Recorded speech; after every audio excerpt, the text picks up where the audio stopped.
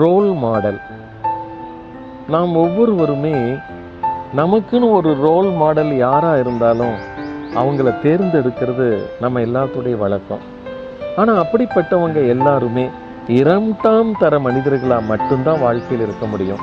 ஆனா நீங்களும் முதல் தர மனிதராக மாறணும்னா நீங்க மற்றவர்களுக்கு நல்ல விஷயத்தில் ரோல் மாடல் ஆகணும்.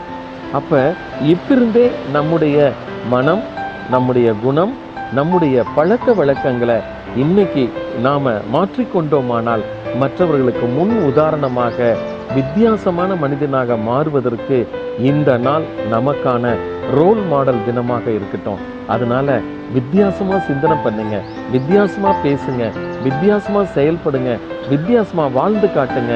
அப்ப நீங்க மற்றவங்களுக்கு ஒரு நல்ல ரோல் மாடலாக மாற முடியும்.